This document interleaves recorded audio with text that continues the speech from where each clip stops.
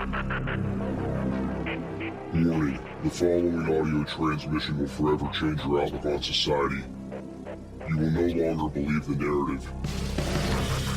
You are about to wake up and see things for what they really are.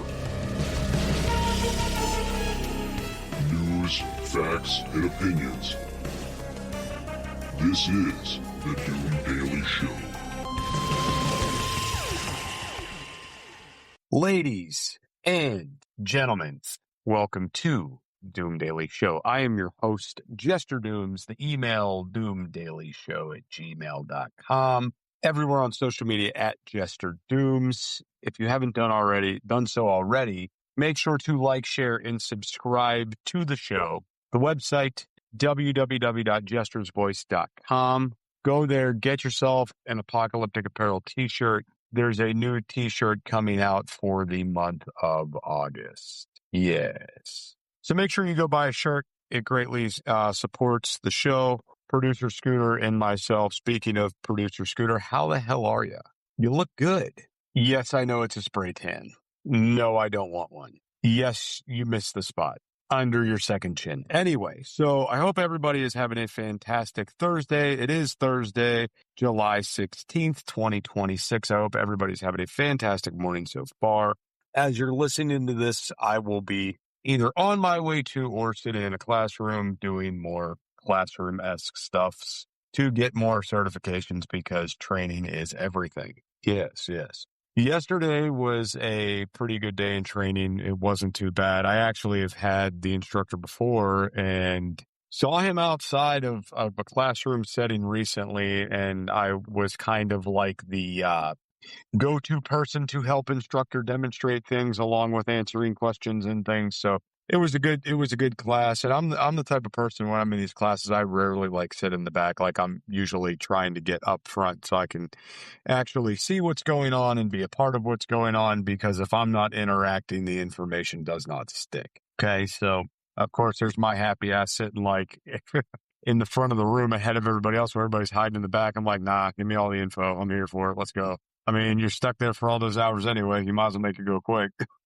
So anyway, so long and the short, went to class yesterday, got done, going to be doing the same thing today, and came home, had to do some running around, went and picked up 2 deep freezers for the restaurant. So went and picked up 2 deep freezers, did a little bit more running around, took one of the vehicles to the car wash, cleaned it out, did a little bit more running around, had a good dinner.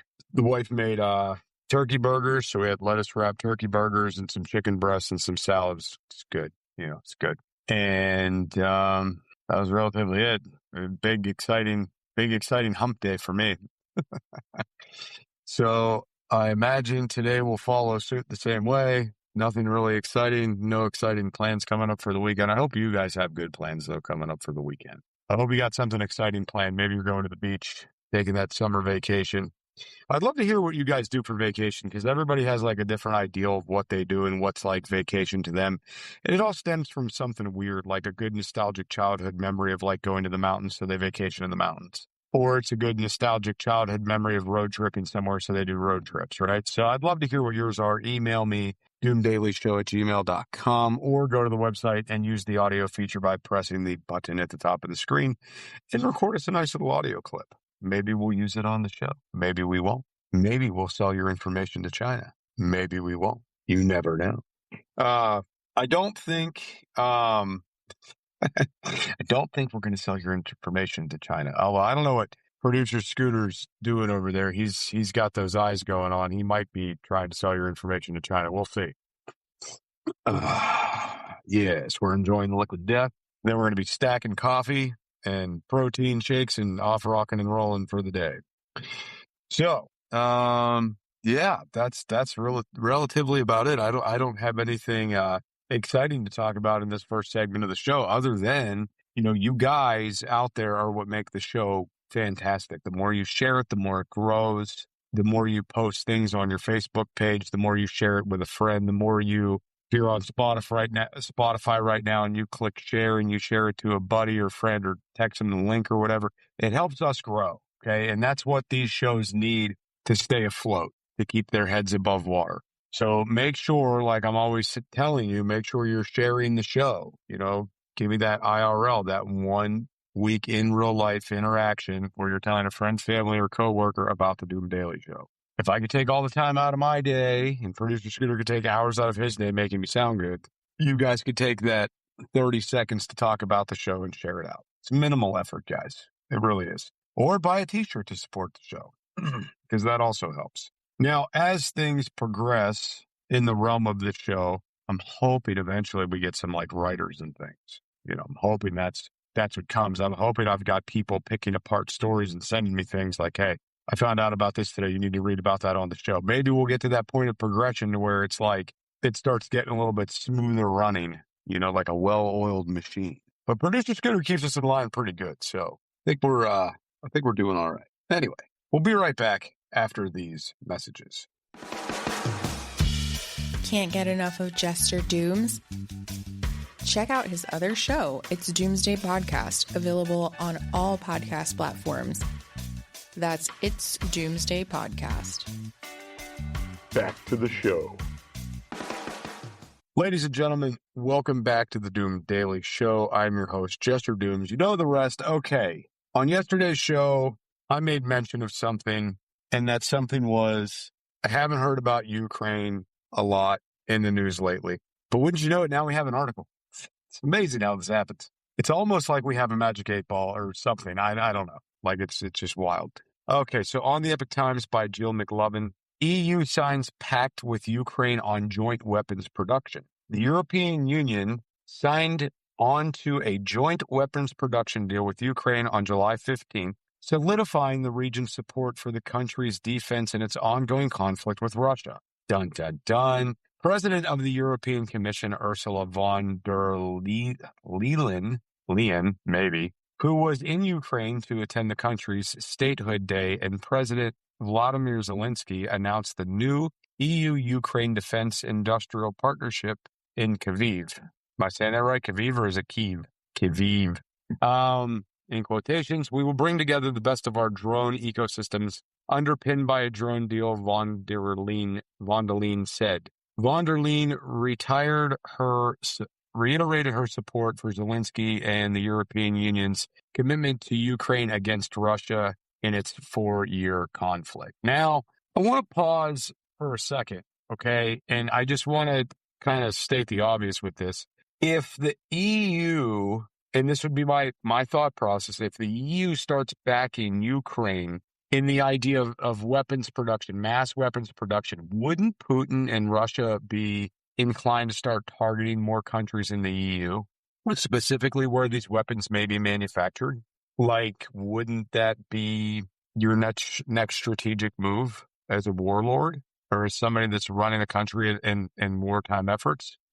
So if I was Putin and I was trying to dominate Ukraine, I would start cutting them off of resources, right? Okay. And I mean any kind of resources. If somebody's supplying them with a weapon that's going to give them an advantage and helping them win the war against me, I'm going to find out where in that country they're making and manufacturing these weapons. I'm going to find shipping routes. I'm going to take out the shipping routes. I'm going to take out the facilities. And if that doesn't send a message to that country, and if that country wants to play ball too, we play ball too. So I'm just wondering, at the end of the day here, what is going to transition out of this? What's coming next with this? That's the scary thing. But let's move on. The EU stands with the brave people of Ukraine, von der Leyen said during a press conference at Lviv.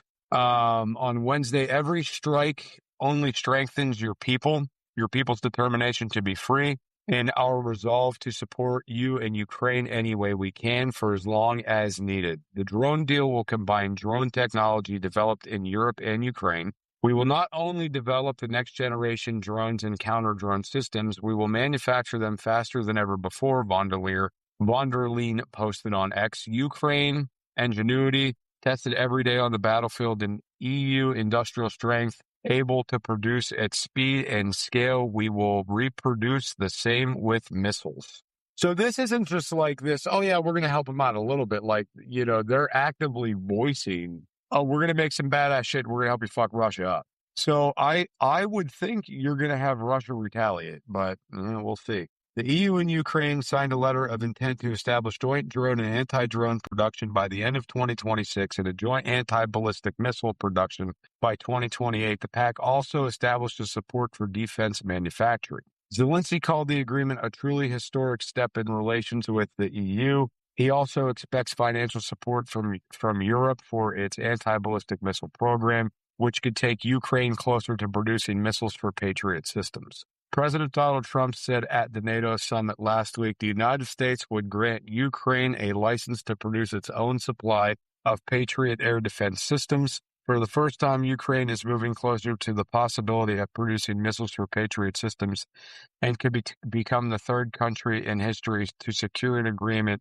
and such a privilege, Zelensky said on X. The leaders also discussed energy needs for the upcoming winter months. Ukraine increased its production capacity for making interceptor drones by 800% this year and now has 20 companies working in the field, according to its National Security and Defense Council. Ukraine mass produces interceptor drones to counter Russian Shaheeds, which cost far less than using air defense missiles. Zelensky has traveled around the world seeking partners for Ukraine's drone program since developing production. Ukraine signed 10-year drone deal agreements with Saudi Arabia and the United Arab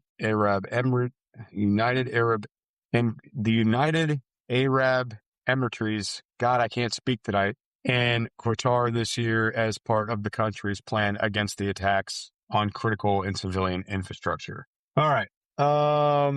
When we talk about, world war and we talk about multiple countries engaging in conflict, I mean, this is it.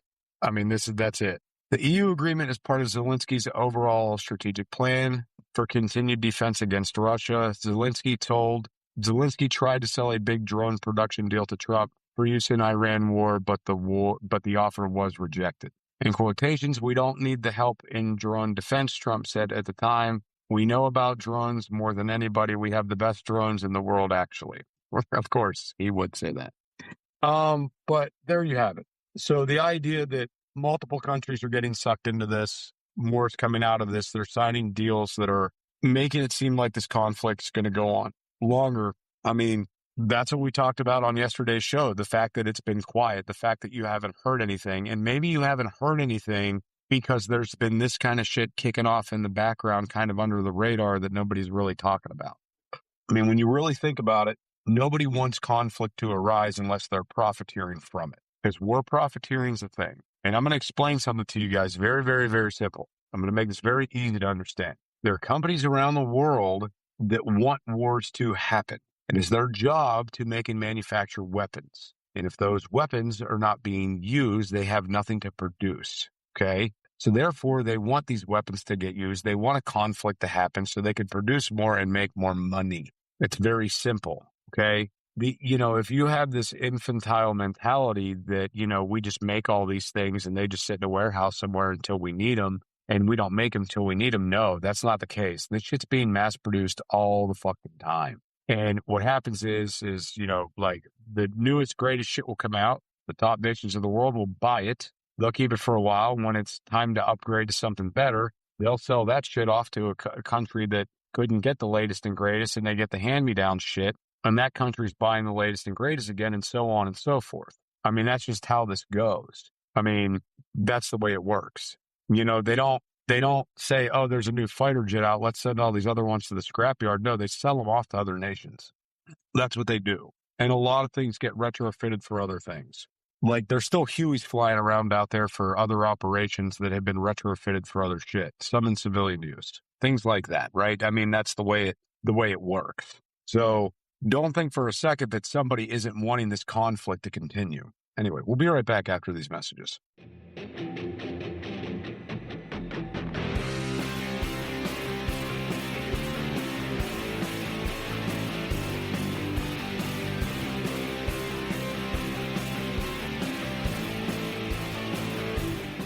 Jester from It's Doomsday Podcast and the Doom Daily Show here. Do you ever find yourself overloaded with way too much information? Too many logins, too many passwords, too many websites for stuff you like? Yeah, I'm the same way. You don't have to worry about that with the Doom Daily Show and It's Doomsday Podcast. Let's make it simple. Just visit linktree.com/JesterDooms. Add it to your bookmarks. That way, when you need to find the right information, it's right there, under a tap of your finger or a click of your mouse. Go to linktree.com/JesterDooms. Get it, got it, done. Remember, no one has all the answers, but this will provide you with a place to start. linktree.com/JesterDooms.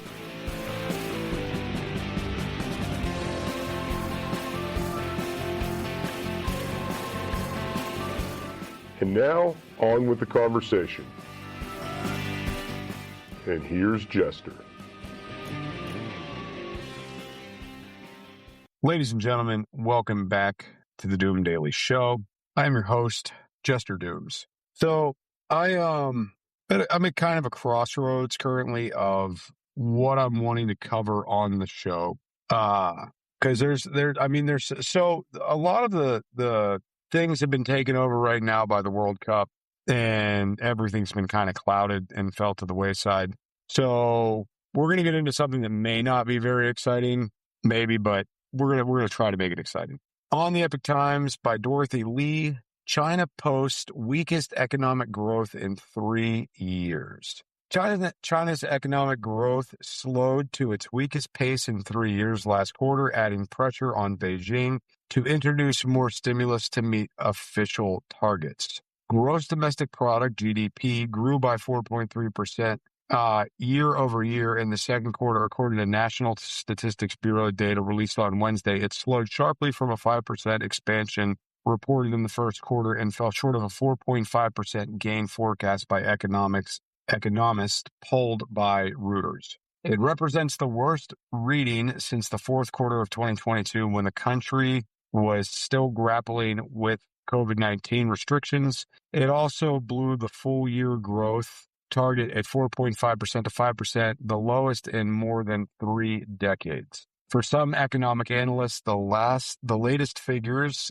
add to indications that China's economy is losing momentum. In quotations, even if the official figures from the Statistics Bureau, which often polishes unfavorable data, appear grim, the real situation of the economy must be very bad, David Hong, a U.S.-based analyst familiar with the Chinese economic situation, told the Epic Times. Attention is now turning to the upcoming Politburo meeting at the end of this month, where the Communist Party's top officials will reveal whether they plan to deliver stimulus to keep the economic engine running. Without support, we're likely to see growth continue to grind lower.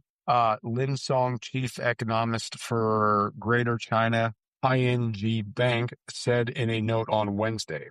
Ziwing Zhang, chief economist of Pinpoint Asset Management in Hong Kong, doubts the Politburo will sign a wider fiscal deficit, given that exports for now remain strong. This is a general consensus among policymakers and researchers that China needs to boost domestic demand, he said, but there is no consensus on how to do it. So there's a lot more to read through here on this article, but we're gonna kind of halt it right there. Okay.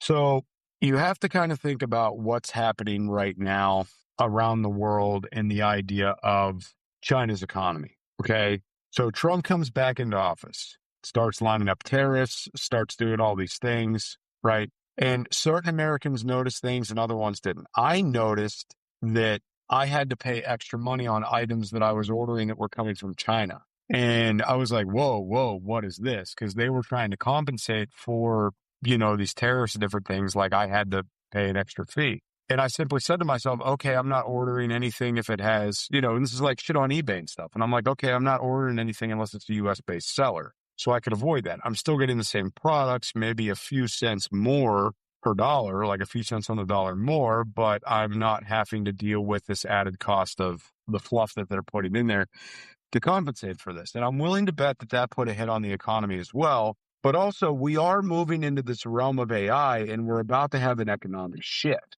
Okay, there's a lot of people around the globe that are losing their jobs to AI. When people lose jobs, they don't spend money.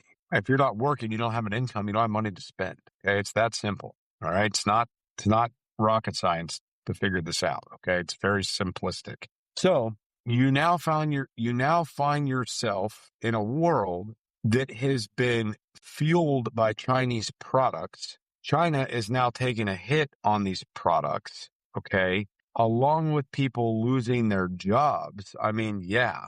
China got too big and took over too much and was doing too much in the realm of selling products to the entire world. And now that is going to start taking a shift. We are in for an economic shift. It's going to happen. Okay. Now, what the Chinese government really needs to start thinking about is how they are going to compensate domestically, like it says in that article. Like, you're going to need to compensate domestically. And you can't do that if your unemployment rates are going up, in your country. If your unemployment rates are going up due to things like AI and whatnot, then it's going to create a problem. But then the other thing that you have happening too, which I'm noticing more and more, and I don't know if you, the listener, are picking up on this or not, but I'm watching more US-based businesses pop up over fucking night, selling shit that you don't think that even really matters, but it does matter. Okay. So I had someone tell me a long time ago, if you figure out what 1 million people need and you could make it and you could sell it for $1, you just became a millionaire. And it's a very simple train of thought. Okay. There could be 100 manufacturers out there that sell bars of soap, but there's 1 million people that need those bars of soap, and they all have a different preference. So at the end of the day, even if there's all these manufacturers already out there, you still will make sales selling your bars of soap. And I think that the freedom that individuals want from this rat race in this country has maybe pushed this more, because there's more and more of these little businesses popping up overnight with more and more self-employed people making and producing products in their homes, in their garages. And I think that some of that may be putting a hit on them as well. Okay. You have a lot of motherfuckers around the country now 3D printing a lot of bullshit that we were getting from China. Like, just think about that. And then all the little bullshit items that people are like no longer spending money on. Like listen, I've been saying it forever. This economic bubble's going to burst and we're all going to be in the shit. We're in for hard times. Okay. Now, what I want you to really kind of sit down and think about is, what have you been buying lately? What have you cut back on? You've probably cut back on a lot of the little stupid incidental items that you don't need. Gas is up, diesel fuel's up, products are up, groceries are through the fucking roof. It is disgusting what it costs to feed a family nowadays. Like, that to me is just insane. But when you think to yourself, okay, I need to cut back, what are the things you're cutting back on? And I know for me, it's been like the stupid little bullshit items that I don't need, that I would like to buy, that I really don't need to buy. And a lot of these dumb little projects or little products are like coming from China. Like, maybe I want a new phone stand, but I'm not buying it right now because I need to save money. But that stupid phone stand I want that's $20, it's got the cool LED lights, is coming from China, right? And it's a million other little products like that around your home that people are like, I don't think I need that right now. And when these products don't sell, they don't get restocked. And then I think that there might be something too with the idea of, when you look at all these products and you think to yourself, okay, so many of these things are made in China, and they fucking all are. All right. A lot of people now are opting for longer lasting shit. Okay. Which is like something that I've really noticed lately that I'm doing. Like, so if I need a new flashlight, I'm not going and buying the shitty little $2 one at the dollar store. Like, no, I'm opting for ordering something online that comes with a warranty that might cost me $60. That's got a rechargeable or, option to recharge or take batteries, something that's durable, waterproof, something that's a 10-year purchase that's not going to fail on me when I need it. They're not buying the cheapo made tools. They're buying something that comes with a lifetime warranty. They're not opting to buy these little bullshit Allstate warranties at the fucking checkout counter at Walmart for a product. They're simply buying the better one in hopes that they won't have to replace it. And then it goes into the technology realm. I know so many people out there who are not buying Sony anymore or Vizio anymore or, all these other TV brands. They're opting for like Walmart's off brand, the on brand, because they're just as good quality. They're a half of the fucking price, and they're integrated so much better with all the things around your house. Like, I think there is a turning point in this country, I think it's happening where people are like, look, we're done with the bullshit. We're done with this disposable society bullshit. Prime example, we for the longest time, we only bought Vizio TVs, and they got shittier and shittier and shittier, and the prices never went down. We said, fuck it, let's try the Walmart brand, where we're having to rebuy a TV every couple of years because they're failing. Back in the day, you bought a TV, it never fucking died. You got rid of it because there was a new model, not because it was dead. But I think, people are waking up to this and they're not being stupid anymore. I think that it's starting to happen. I think that we're going to see these crap products left on the shelves and the high-priced items left on the shelves, and we're going to buy things that are going to make the most sense. Not to mention, we all have smartphones in our pockets, and we could research the products before we buy them. We could leave reviews on the products to let other people know, hey, don't buy this. It sucks. So maybe that's why their economy's in the shitter. I don't know. It's anybody's guess. Anyway, we'll see you guys back here on Friday for another exciting episode of the Doom Daily Show. Producer Scooter, if you would, hit that button. News, facts, and opinions.